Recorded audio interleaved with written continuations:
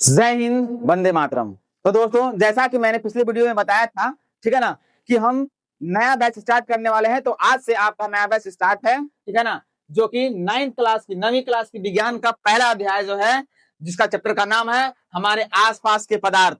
हमारे आसपास के पदार्थ। तो चलिए बिना देर किए हुए हम लोग देखते हैं हमारे आसपास के पदार्थ में, ठीक है ना, इंपोर्टेंट पॉइंट्स को, ठीक है, ताकि सिलेबस कवर आसानी से कर सके हम लोग। ठीक है, तो चलिए देखते हैं हम लोग। ठीक है, कहता है सबसे पहला जो हम लोग को आता है कि पदार्थ। पदार्थ क्या है, ठीक है ना, ये आपको पॉइंट वाइज भी पढ़ना है और क्वेश्चन भी बना सकता है। ठीक है ना, तो पहला पदार्थ क्या है, पदार्थ किसको कहते हैं। ठीक है, तो प्यारे बच्चों, पदार्थ किसको कहेंगे, तो वे वस्तुएं जो स्थान घेरती है, वे वस्तुएं जो स्थान घेरती है तथा जिनमें द्रव्यमान होता है, जिनमें वजन होता है, ठीक है ना, उसको हम लोग क्या बोलेंगे, उसको हम लोग पदार्थ कहेंगे। क्या बोलेंगे, पदार्थ। वो पदार्थ कहलाता है।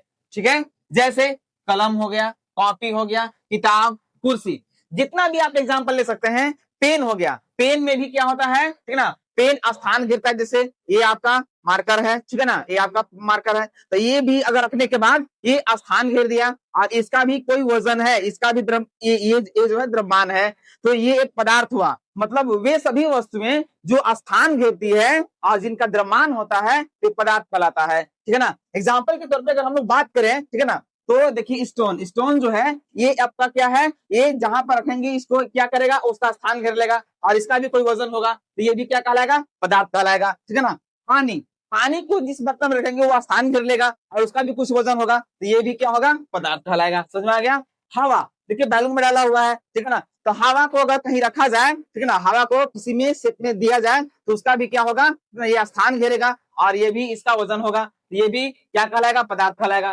ठीक है, किताब जो है, किताब कॉपी जितना भी है वो सब के सब पदार्थ कहलाएंगे, क्योंकि ये क्या करता है, स्थान घेरता है और इसका भी अपना द्रव्यमान होता है। तो कहता है कि वे वस्तुएं जो स्थान घेरती है और जिनका द्रव्यमान होता है वो सब के सब क्या कहलाएगा, पदार्थ कहलाएगा। बात समझ में आ गई यहाँ तक, कोई डाउट किसी को। चलिए नेक्स्ट पे हम लोग बात करते हैं। ठीक है ना, तो नेक्स्ट हम लोग बात करते हैं, कहता है कि पदार्थ की अवस्थाएं, आखिर पदार्थ जो है, ठीक है ना, पदार्थ के बारे में जान गए तो पदार्थ की कितनी अवस्थाएं होती है, ठीक है ना, इसके बारे में हम लोग को जानना है। ठीक है, तो पदार्थ की अवस्थाएं, पदार्थ की अवस्थाएं, तो मुख्य रूप से पदार्थ की जो अवस्थाएं होती है वो 3 होती है। कितनी होती है, मुख्य रूप से पदार्थ की 3 अवस्थाएं होती है। ठीक है, पदार्थ की 3 अवस्थाएं मुख्य रूप से होती है, लेकिन 9th क्लास में पदार्थ की 5 अवस्थाओं के बारे में पढ़ना है, लेकिन यहाँ मुख्य रूप से हम लोग 3 अवस्था के बारे में फिलहाल जानकारी लेंगे और बाकी 2 अवस्थाएं हम लोग बाद में पढ़ेंगे। बात समझ में आ रहा है। जैसे जैसे सेशन आगे चलेगा वैसे वैसे 2 अवस्था और पढ़ेंगे हम लोग आगे चल करके। तो पदार्थ की मुख्य रूप से 3 अवस्थाएं होती है, जिसमें होता है ठोस, जिसको हम लोग इंग्लिश में सॉलिड कहते हैं। क्या बोलते हैं इसको, सॉलिड। इसके बाद द्रव, जिसको हम लोग लिक्विड कहते हैं, ठीक है ना, लिक्विड बोलते हैं। और तीसरा होता है गैस। ठीक है ना, गैस। तो आपसे पूछेगा कि पदार्थ की कितनी अवस्थाएं होती है, तो मुख्य रूप से पदार्थ की 3 अवस्थाएं होती है। कितनी अवस्थाएं होती है, 3 अवस्थाएं। उसे कौन कौन होती है, तो ठोस, द्रव और गैस होती है। बात समझ में आ गया। जैसे आप यहाँ पर देख सकते हैं, ठीक है ना, जो यहाँ पर है लकड़ी का जो गुटका दिया हुआ है, ये ठोस अवस्था में है। ठीक है ना, या वर्क जो है वो ठोस अवस्था में है। ठीक है, लिक्विड की अगर बात करें तो लिक्विड कौन होगा, द्रव कौन होगा, तो जो पानी हो गया, दूध हो गया, ये सब के सब क्या चीज होंगे, ठीक है ना, ये सब के सब द्रव अवस्था में रहते हैं। ठीक है ना, द्रव अवस्था है। और गैस, जैसे आप देखे होंगे एलपीजी गैस वगैरह, ये सब गैसीय अवस्था होता है। तो पदार्थ की मुख्य रूप से 3 अवस्थाएं होती है। ठीक है, नेक्स्ट हम लोग बात करते हैं। ठीक, नेक्स्ट बात करते हैं, कहता है ठोस। आखिर ठोस किसको कहते हैं। अब 1 बाय 1 हम लोग अध्ययन करेंगे कि ठोस क्या है, द्रव क्या है और गैस क्या है। ठीक है ना, किसको हम लोग कहेंगे, उसकी क्वालिटी के बारे में भी हम लोग बात करेंगे। तो हम लोग लेकर आए हैं ठोस। ठोस किसको कहते हैं, ठोस, आखिर ठोस क्या है। ठीक है ना, तो वैसे पदार्थ जिनका आयतन और आकार दोनों फिक्स होता है। क्या होता है, दोनों फिक्स होता है। कहता कि वैसे पदार्थ जिनका आयतन वॉल्यूम जो होता है, ठीक है ना, और उसका आकार जो है वो क्या है, फिक्स होता है, उसको ठोस कहते हैं हम लोग। क्या कहते हैं, ठोस। ठीक है ना, ठोस को अंग्रेजी में हम लोग क्या बोलते हैं, सॉलिड कहते हैं। ठोस को इंग्लिश में हम लोग सॉलिड कहते हैं। संकेत में इसको एस से दर्शाया जाता है, सूचित किया जाता है। कभी कभी ये पूछ भी देता है कि ठोस को इंग्लिश में क्या बोलते हैं, तो सॉलिड। ठोस को किसे सूचित करते हैं, तो इसको याद रखना होगा कि एस से सूचित किया जाता है। ठीक है ना, जैसे जैसे ईंट हो गया, साइकिल हो गई, कॉपी, किताब, ये सब के सब ठोस कहलाएगा। ठोस क्यों कहलाएगा, क्योंकि इसका आयतन होता है और इसका निश्चित आकार भी होता है। तो वैसे पदार्थ जिसका आयतन और आकार एकदम फिक्स किया हुआ है, ठीक है ना, तो फिक्स जो रहता है उसी को हम लोग क्या बोलते हैं, ठोस कहते हैं। बात समझ में आ गया यहाँ तक, ठीक है ना। नेक्स्ट हम लोग बात करते हैं, कहता है कि ठोस के गुण, आखिर क्वालिटी क्या है। ठोस जो है जिसका आयतन आकार निश्चित है, तो निश्चित आकार निश्चित आयतन वाला ठोस कहलाता है, लेकिन उसका और क्वालिटी क्या है, ठीक है ना। तो उसके गुणों के बारे में जानना हम लोग को। तो ठोस के जो गुण है, वो पहला इसका गुण है, क्वालिटी है कि इनका आयतन और आकार क्या होता है, फिक्स्ड होता है। कैसा होता है, तो फिक्स्ड होता है। आयतन और आकार इसका क्या होता है, फिक्स्ड होता है, ठीक है। पहला क्वालिटी हम लोग को जानना है कि ठोस का आयतन और आकार निश्चित होता है, ठीक है ना। इसे अधिक दबाया नहीं जा सकता, क्योंकि ठोस है इसलिए ठोस वाले वस्तुओं को अधिक दबा हम लोग नहीं सकते। अब ठोस वाले वस्तु को अधिक क्यों नहीं दबा सकते, इसकी जानकारी हम लोग आगे बात करेंगे, ठीक है ना। इसका फिर बोलता है अगला क्वालिटी, इसका घनत्व अधिक होता है। इसका घनत्व क्या होता है, अधिक। इसका डेंसिटी जो होता है ठोस का ज्यादा होता है, ठीक है ना, ठीक है। अब क्यों होता है इसके बारे में भी हम लोग बात करेंगे, ठीक है। ये अपने बर्तन को पूर्ण रूप से नहीं भरते। और ठोस जितने भी ठोस हैं वो अपने बर्तन को, जिसमें इन्हें रखा जाता है, जिनमें इन्हें रखा जाता है, उस वाले बर्तन को पूरा पूरी भर नहीं पाते हैं। अब क्यों नहीं भर पाते हैं इसकी भी जानकारी बात की जाएगी, ठीक है ना। ये बहते नहीं है, और ठोस जो है जिस बर्तन में ठोस को रखा जाता है उसको पूरा पूरी भरता नहीं है, ठीक है ना। इसको पूरा पूरी भरता होता नहीं है, ठीक है। तो इस प्रकार ठोस के जो गुण है इसका, ठीक है ना, क्या हो गया, पहला कि इसका आयतन और आकार निश्चित हो गया, ठीक है। इसको अधिक नहीं दबा सकते, इसको अधिक नहीं दबा सकते। इसका घनत्व जो है अधिक होता है, इसका घनत्व क्या होता है, अधिक होता है। और ये अपने बर्तन को पूर्ण रूप से नहीं भरते हैं, और ये बहते भी नहीं है। तो इस प्रकार से ठोस का क्वालिटी हो गया। बात समझ में आ गया, यहाँ तक पे हम लोग बात करते हैं, ठीक है। कहता है, ठीक, कि देखिए क्वेश्चन है, लोहे की अलमारी को कमरे के ताप पर ठोस होता है। कहता है कि लोहे की अलमारी, जो लोहे की अलमारी है, ठीक है ना, लोहे की अलमारी कमरे के ताप पर ठोस होता है। लोहे की जो अलमारी है वो कमरे के ताप पर क्या होता है, ठोस होता है, ठीक है ना। क्यों ठोस होता है भाई, तो क्योंकि इसका आकार और आयतन, इसका आकार और आयतन दोनों निश्चित होता है, दोनों फिक्स्ड होता है, ठीक है ना। क्या होता है, दोनों फिक्स होता है, ठीक है ना। कहता है कि लोहे की अलमारी जो है वो कमरे के ताप पर जो है, कमरे के ताप पर जो है वो ठोस होता है। क्यों ठोस होता है, तो इसका आयतन, देखिए इसका आयतन और आकार दोनों क्या है, फिक्स्ड है, निश्चित है, इसीलिए तथा ये दृढ़ भी होते हैं। देखिए ये अलमारी है, अलमारी का आपका इधर दिया हुआ है, ठीक है ना, अलमारी का यहाँ पिक्चर दिया हुआ है। अलमारी का एक फिक्स साइज है, फिक्स साइज है उसका, ठीक है ना, उसका फिक्स साइज किया हुआ है, उसका आयतन भी फिक्स किया हुआ है। तो वैसे पदार्थ जिसका फिक्स साइज होता है और शेप दोनों होता है, ठीक है ना, इसका आयतन देखिए आयतन और आकार जो है दोनों अगर निश्चित है तो ठोस कहलाता है। तो लोहा का अलमारी जो है वो ठोस होता है। क्यों, क्योंकि इसका आयतन और आकार दोनों क्या है, निश्चित होता है, ठीक है ना। बात समझ में आ रहा है यहाँ तक, ठीक है। तो इस प्रकार से जिनका भी आयतन और आकार जो है, जिनका भी, ठीक है ना, आयतन और आकार जो है, ठीक है ना, दोनों फिक्स होता है, वो ठोस होगा। केवल अलमारी ही नहीं, बहुत सारे कुर्सी वगैरह भी आ जाएगा इसके अंतर्गत। बात समझ में आ गया। तो हम लोग आगे बात करते हैं अब, ठीक है ना। नेक्स्ट हम लोग देखते हैं द्रव अवस्था, द्रव, ठीक है ना। द्रव अवस्था को इंग्लिश में लिक्विड बोला जाएगा, ठीक है ना। तो द्रव, आखिर द्रव क्या है, ठीक है ना, द्रव किसको कहेंगे हम लोग, ठीक है। तो चलिए हम लोग देखते हैं द्रव के बारे में। वैसे पदार्थ जिनका आयतन तो निश्चित होता है, आयतन जो है फिक्स्ड है, आयतन तो फिक्स्ड है, आयतन निश्चित होता है, किंतु आकार निश्चित नहीं होता, आकार निश्चित नहीं होता। जिसका आयतन जो है फिक्स्ड है, जिसका आयतन में कोई बदलाव नहीं होगा, लेकिन आकार बदलते रहेगा, ठीक है ना। तो वैसे पदार्थ जिनका आयतन तो निश्चित होता है किंतु आकार निश्चित नहीं होता, द्रव कहलाता है। और द्रव को अंग्रेजी में लिक्विड कहा जाता है। क्या बोला जाता है, लिक्विड। याद रखेंगे, द्रव को इंग्लिश में लिक्विड बोला जाता है। बात समझ में आ गया यहाँ तक। और जिसे संकेत में हम लोग छोटा एल से सूचित करते हैं, जिससे छोटा एल से सूचित किया जाता है, जैसे पानी हो गया, तेल हो गया, दूध हो गया, ये सब के सब जो है ना लिक्विड कहलाएंगे, द्रव कहलाएंगे। द्रव इसलिए कहलाएंगे क्योंकि इनका जो है आयतन तो निश्चित है किंतु इसका आकार निश्चित नहीं है। अब आयतन निश्चित क्यों है, ठीक है ना, या फिर कैसे है, इसके बारे में हम लोग बात कर रहे हैं। देखिए अगर किसी जार में, ठीक है ना, किसी जार में 1 लीटर पानी रख दिया जाए, 1 लीटर पानी रख दिया जाए तो इसका जो है इसका आकार उस जार के समान हो जाएगा, जार के समान, इसका आकार जार के समान हो जाएगा और 1 लीटर का लीटर। लेकिन उसी को अगर उसी 1 लीटर को अगर हम लोग ठीक ना दूसरे शेप वाले में रखेंगे तो उसका आकार बदल जाएगा, लेकिन 1 लीटर तो 1 लीटर ही रहेगा, ठीक है ना। इसी प्रकार से अगला में भी देखेंगे, ये सब जितने भी देख रहे हैं सबका आकार बदल रहा है, सब बर्तन का आकार बदल रहा है, लेकिन इसमें 1 लीटर पानी वैसी ही वैसी है, ठीक है। मतलब इसमें आयतन तो फिक्स है लेकिन इसका आकार फिक्स नहीं है, जिस बर्तन में रखा जा रहा है उसका आकृति ग्रहण कर ले रहा है। तो इस प्रकार से ठीक है ना, वैसे पदार्थ जिनका आयतन तो निश्चित है लेकिन आकार निश्चित नहीं होता उसको हम लोग बोलते हैं द्रव। क्या बोलते हैं उसको? द्रव बोलते हैं। बात समझ में आ गया यहाँ तक? जैसे तेल हो गया, तो तेल जो है ठीक है ना, तेल जिसमें तेल जो है अगर इसको तेल को टीन में रख दिया जाए तो टीना का आकृति ग्रहण कर लेगा, जग में रख दिया जाए तो जग का आकृति ग्रहण कर लेगा, लेकिन उसका जितना मात्रा रखा जाए वो मात्रा बदलेगा नहीं। अगर 1 लीटर रखे हैं तो 1 लीटर ही सब में रहेगा लेकिन आकार बदलते रहेगा। तो कहने का मतलब है कि आयतन तो निश्चित है किंतु आकार निश्चित नहीं, तो उसको हम लोग द्रव बोलेंगे। बात समझ में आ गया यहाँ तक? ठीक है ना। चलिए आगे बात करते हैं हम लोग, ठीक है। द्रव के क्वालिटी के बारे में जानते हैं कि आखिर की द्रव का क्या क्वालिटी है जिसके कारण जो है ठीक है ना इसको द्रव बोलेंगे। तो द्रव के देखिए, द्रव का गुण, इसका आयतन तो निश्चित होता है, द्रव का आयतन क्या होता है? निश्चित होता है किंतु आकार निश्चित नहीं होता। इसका आयतन फिक्स्ड है लेकिन इसका आकार फिक्स्ड नहीं होता, ठीक है ना। दूसरा इसका है ठोस की अपेक्षा, ठोस की अपेक्षा द्रव को अधिक दबाया जा सकता है, ठोस की अपेक्षा जो है वो द्रव को अधिक दबाया जा सकता है, ठीक है ना। ठोस को न के बराबर दबाया जा सकता है लेकिन ठीक है ना द्रव को ठोस से कुछ ज्यादा दबा सकते हैं हम लोग, ठीक है।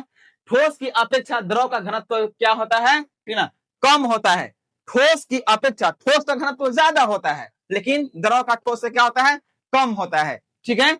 और द्रव जो है ये अपने बर्तन को पूर्ण रूप से नहीं भरते, द्रव को जिस बर्तन में रखा जाता है उस बर्तन को पूरा पूरी ये भर नहीं पाते हैं। हाँ, समझा गया? जिस प्रकार से ठोस अपने बर्तन को पूरा पूरी नहीं भर पाते, ठीक उसी प्रकार से द्रव भी अपने बर्तन को पूरा पूरी नहीं भर पाते हैं, ठीक है ना।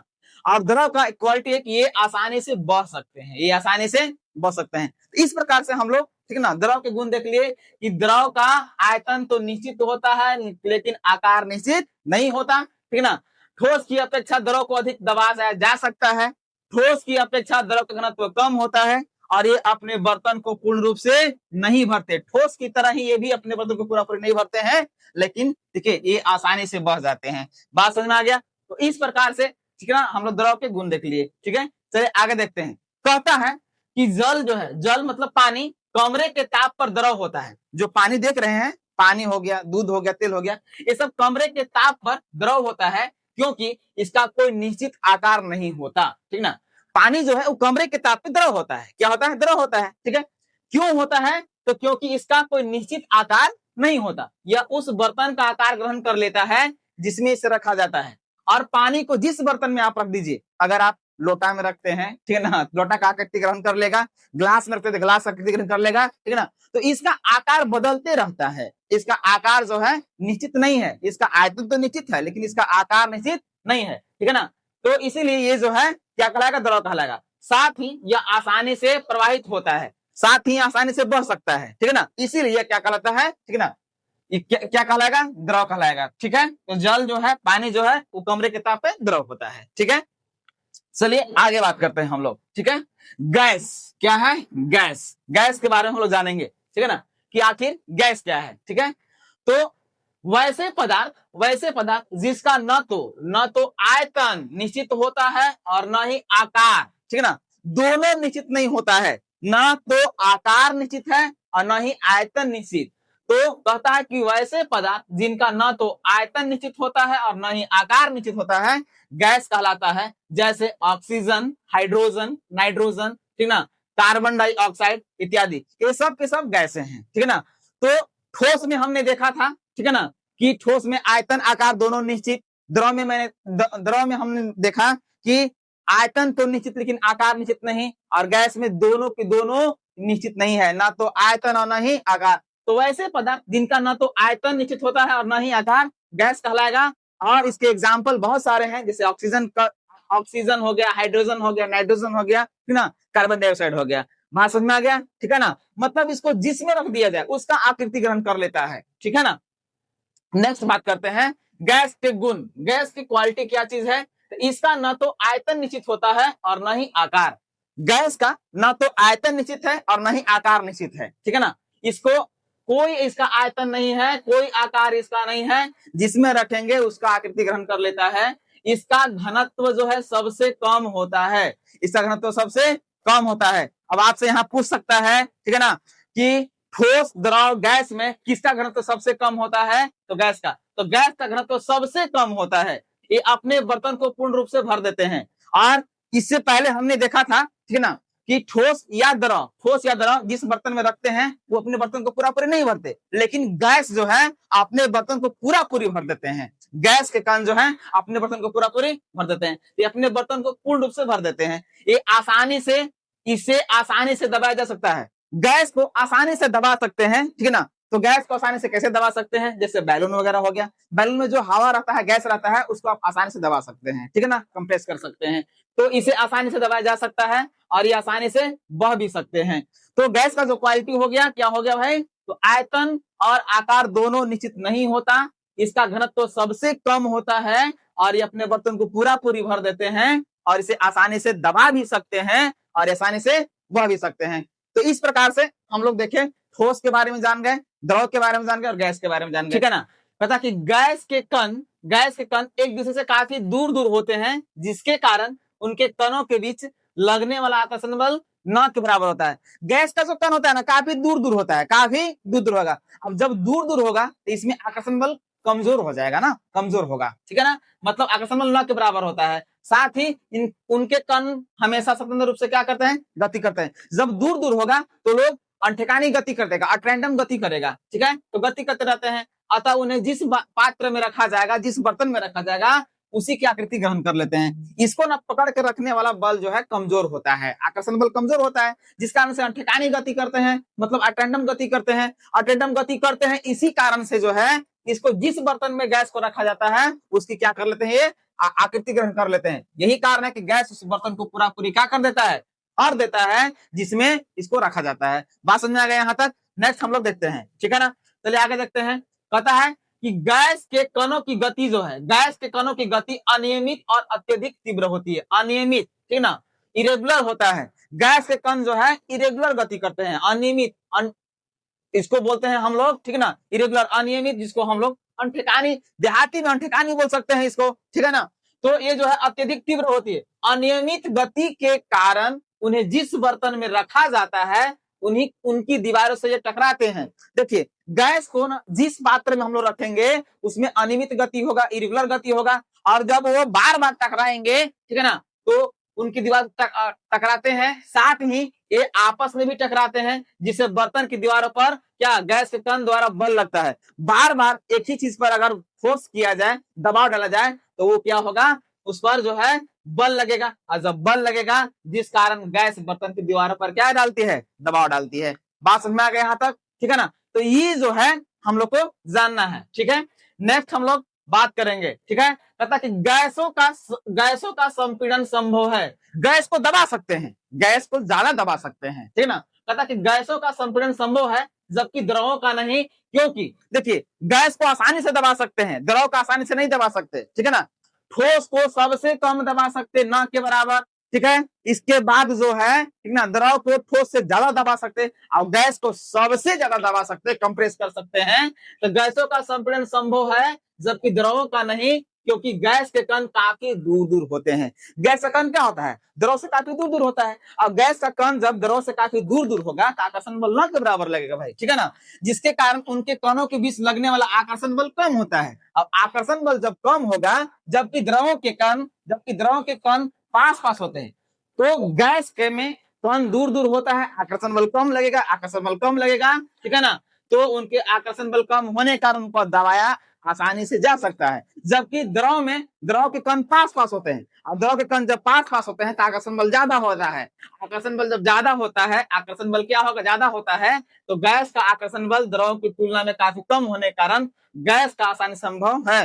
गैस को संपीड़न संभव इसलिए है क्योंकि उसे आकर्षण बल जो है 9 के बराबर है, लेकिन द्रव में गैस से आकर्षण बल ज्यादा होता है, द्रव में गैस से आकर्षण बल ज्यादा होता है, जिस कारण से, ठीक है ना, द्रव का संपीड़न गैस से कम होता है, और जबकि गैस का आकर्षण बल कम होता है, जिस कारण से गैस का संपीड़न ज्यादा होता है। बात समझ में आ गया? तो इस प्रकार से हम लोग ठोस, द्रव, गैस, ठीक है ना, इसके बारे में जान गए, इसकी क्वालिटी के बारे में जान गए, और इसका कुछ एग्जाम्पल हम लोग ले लिए कि आखिर ऐसा क्यों होता है। ठीक है, अगले वीडियो में हम लोग बने रहेंगे लेक्चर के साथ। ठीक है।